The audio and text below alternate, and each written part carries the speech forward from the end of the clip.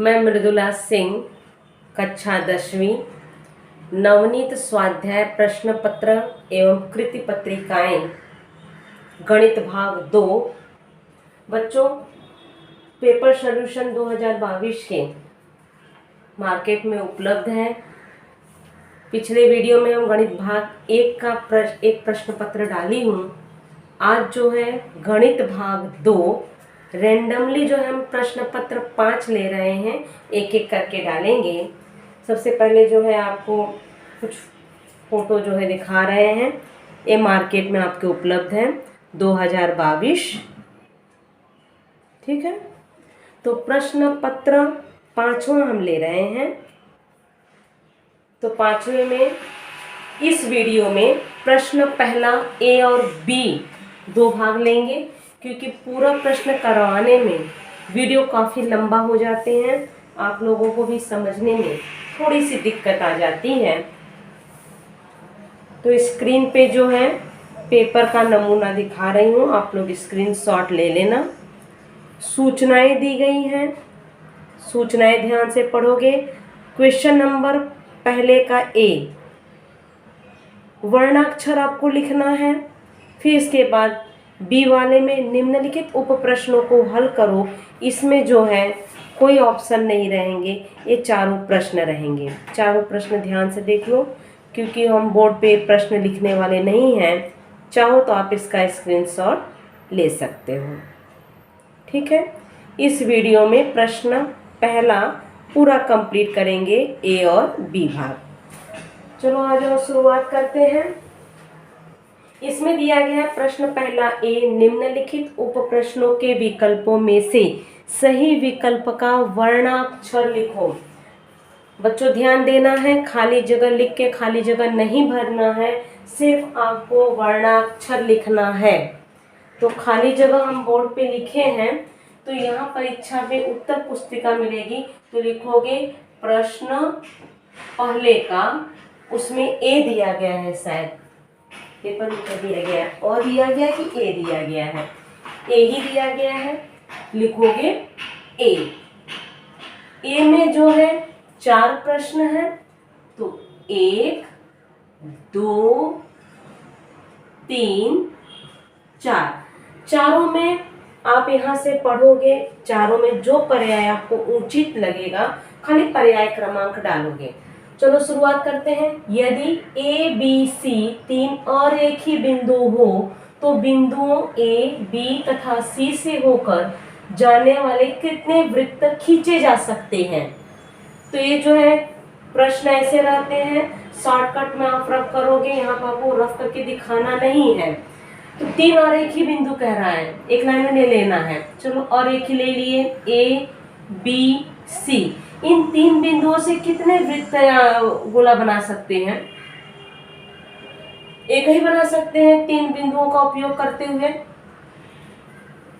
तो इसमें पर्याय कौन सा होगा? सी 1 दिया गया, तो इन 3 और एक ही बिंदु से हम एक वृत्त बना सकते हैं। तो यहाँ पे पहले तो हम सिर्फ लिखेंगे सी। कुछ लोग सी लिखने के बावजूद भी 1 लिख देते हैं, यहाँ पे 1 नहीं चलेगा, सिर्फ वर्णाक्षर कहा गया है, आप सी लिखोगे। अब आ जाओ दूसरा, त्रिभुज एबीसी में AB का मान दिया गया है 6 कर्णी 3। AB का मान कितना है? 6 कर्णी 3। AC का मान कितना है? 12। BC का मान कितना है? 6।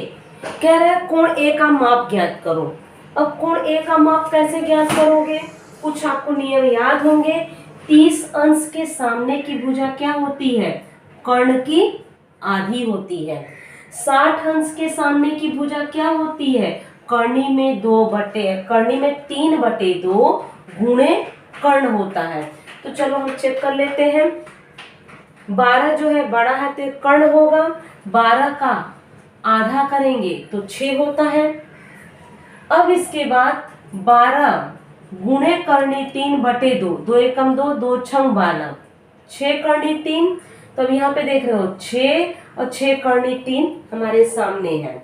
तो रफ में जो आकृति बना लो, एक 12 कह रहा है, एक होगा 6 कर्णी 3 और एक होगा 6। तो AC 12 है, A 12 है, तो यहाँ A लिख दो, यहाँ पे C, बचा A, आपका B होगा। कह रहा है A का माप कितना होगा। अब A का माप पता लगाओ कितना होगा, ध्यान से देखोगे। AB, अब जरा ध्यान दोगे, ABC हम लिख चुके। अब यहाँ गलती नहीं की हो, खाली अंक का अदला बदली देखोगे। AC 12 था, हमने AC लिख दिया, यहाँ B लिख दिए। AB 6 करनी 3, AB हमारा यहाँ है तो यहाँ 6 नहीं होगा, यहाँ होगा 6 करनी 3, और ये है BC 6। ये जो नामांकन दिया गया है इस आकृति में फिट बैठ रही है आपकी। AC 12 दिया गया है, AB 6 करनी 3, BC 6 दिया गया है। अब कर्ण का आधा 6 है, तो ये सामने वाला 30 होगा, तभी एक कर्ण का आधा हुआ। 60 अंश क्या होगा, कर्णी में 3/2 गुणे कर्ण, ये होगा अपना 60 अंश होगा। ये जो है 90 होगा, 90 होगा तभी सामने वाला कर्ण कहलाता है। इसमें हमें क्या पूछा है, A का माप कितना होगा, तो A के सामने वाला 6 आ रहा है, कर्ण का आधा आ रहा है, मतलब 30 अंश होगा। इसमें कौन सा पर्याय है 30 अंश, A, तो लिखोगे 8। अब इसके बाद आ जाओ, जर्नी की एकदम विधिवत जो है हमें रफ करना है, शॉर्टकट में भी आप रफ कर लोगे चलेगा। तीसरा वाला प्रश्न, यदि बिंदु P बिंदुओं A का निर्देशांक और B के निर्देशांक दिए गए हैं, को जोड़ने वाले रेखाखंड AB का मध्य बिंदु हो तो P का निर्देशांक कितना होगा। तो मध्य बिंदु वाला सूत्र लगाओगे, कह रहा है A है, A B है, बीच वाला P मध्य बिंदु है। A का कितना है, -4 2, इसका है 6 2, ये मध्य बिंदु हो गया XY। तो X बराबर क्या होगा, x1 धन x2 बटे 2, x1 -4, x2 6 बटे 2, एक धन और ऋण घटा दो, कितना आया 2 बटे 2, 1, x 1 है। अब इसमें जो है y जो है y की तरफ न जाके पर्याय में चले जाओ, x यहाँ पे 2 दिया गया है, x यहाँ पे 1 दिया गया है, x यहाँ पे 2 दिया गया है, x यहाँ पे 0 दिया गया है, तो निश्चित रूप से जो है b वाला ही होगा। चाहो तो y भी ज्ञात कर सकते हो, y क्या होगा, y1 धन y2 बटे 2, 2 धन 2 बटे 2, ये भी 2 है, ये भी 2 है, ये कितना हो गया 4 बटे 2, अति संक्षिप्त करोगे 2 दूनी 4, 1 और 2, तो b वाला पर्याय, तो यहाँ पे लिखोगे b। चौथा खाली जगह, यदि x धन y बराबर sine theta, x minus y बराबर कॉस थीटा हो तो x स्क्वायर धन y स्क्वायर बराबर कितना होगा। इसको जो है शॉर्टकट में आप हल करोगे, कितना होगा बताओ, अंक दिए गए हैं। तो कह रहा x स्क्वायर धन y स्क्वायर, तो इसको हल करने के लिए आप में जाओगे, x धन y का वर्ग धन x माइनस वाई का वर्ग, पहले बाया साइड लिए हो, बराबर x धन y क्या दिया गया है, sine square theta, plus x minus y क्या दिया गया है, कॉस स्क्वायर थीटा। हम क्या किए, इसका वर्ग किए हैं और इसका वर्ग, कोष्टक खोलोगे क्या होगा, x स्क्वायर धन 2xy धन y का वर्ग, और a माइनस बी का वर्ग सूत्र लगाओगे, x स्क्वायर माइनस 2xy धन y का वर्ग, ये होगा बराबर, ये सूत्र कहता है sine square theta plus cos square theta बराबर 1। प्लस और माइनस परस्पर विपरीत है, कट जाएंगे, एक्स स्क्वायर तो लिखोगे 2x स्क्वायर धन 2y स्क्वायर बराबर 1, इसमें से 2 कॉमन ले लो, x स्क्वायर धन y स्क्वायर बराबर 1, ये तो जो है नीचे जाएगा, x स्क्वायर धन y स्क्वायर बराबर 1/2, तो x square plus y square का आंसर कितना आ रहा है 1/2, इसमें कौन सा पर्याय होगा, b वाला, तो यहाँ पे लिखोगे b। तो इस तरह से आप लिखोगे तो आपके जो है 4 नंबर एकदम पक्का होगा, इसमें आंसर कहीं नहीं लिखना है, सूचना आप लोग बच्चों ध्यान से पढ़ोगे। ये है प्रश्न पहले का ए वाला हो चुका। अब आ जाते हैं बी वाले भाग पे, 4 प्रश्न हल करने हैं, थोड़ा सा जो है प्रश्न रब आउट कर रहे हैं। चाहो तो आप स्क्रीनशॉट ले सकते हो। प्रश्न पहले का बी कह रहा है, प्रश्न पहला, आरंभ बिंदु का निर्देशांक लिखो।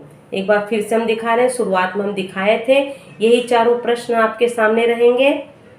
तो आरंभ बिंदु का निर्देशांक क्या होगा? 0 0 होगा। तो एक लाइन का आंसर है, लिखोगे आरंभ बिंदु का निर्देशांक 0 फिर कॉमा 0 है।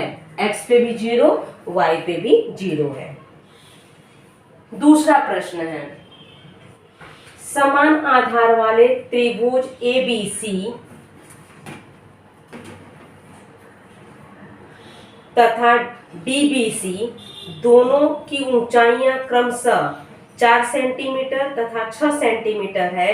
तो एरिया ऑफ त्रिभुज ABC अपॉन एरिया ऑफ त्रिभुज DBC का मान ज्ञात करो। तो इसमें जो है आकृति बना दोगे तो बहुत अच्छा होगा। आकृति बनाने के लिए दाहिनी साइड आओगे, तो इसमें कह रहा है दोनों में जो है समान ऊंचाई है, आधार दोनों के समान है, समान आधार कह रहा है। तो इस तरह का कुछ त्रिभुज बनेगा। एक मिनट, थोड़ा सा गलती है। और जब भी आप आकृति बनाओगे पेंसिल का इस्तेमाल करोगे।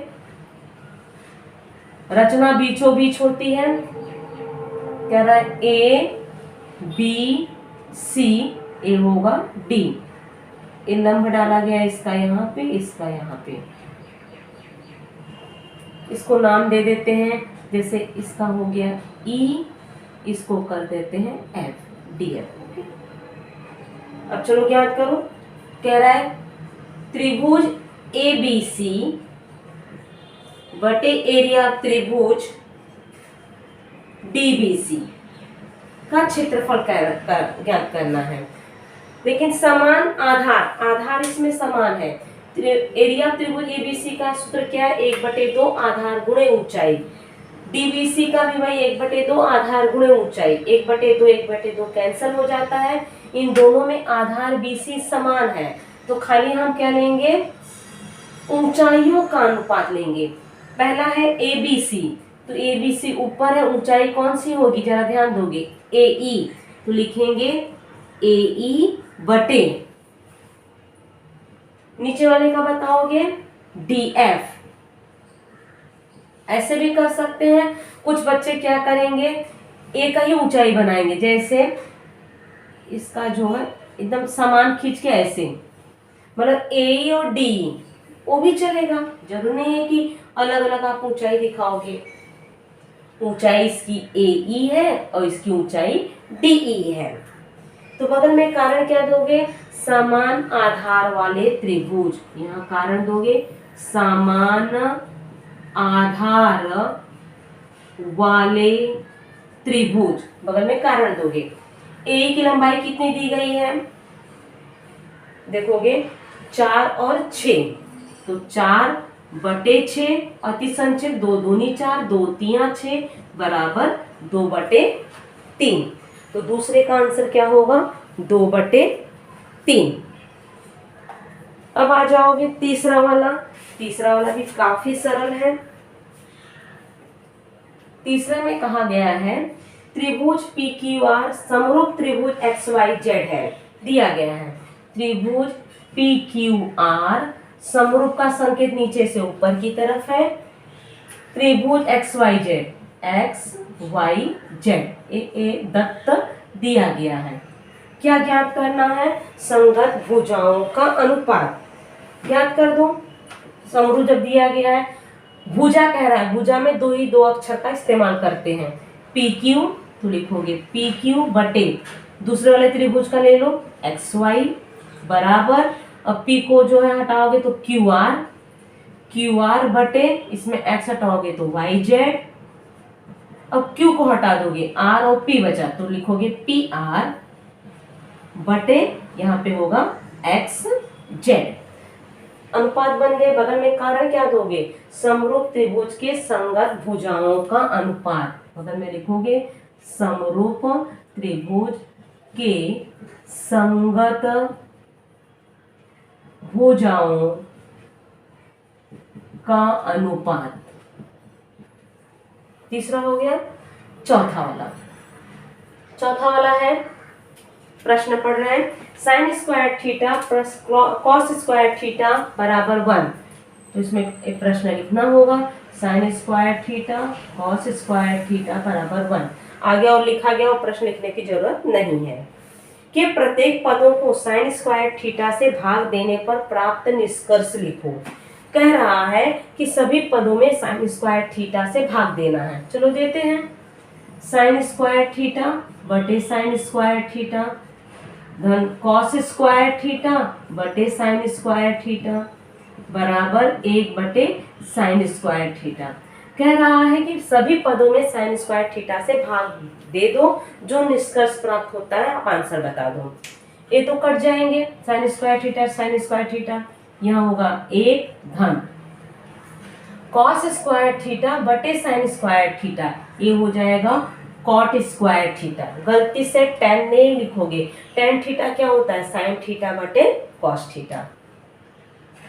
1 बटे साइन थीटा क्या होता है, कॉसेक थीटा, और साइन स्क्वायर थीटा है तो लिखेंगे कॉसेक स्क्वायर थीटा।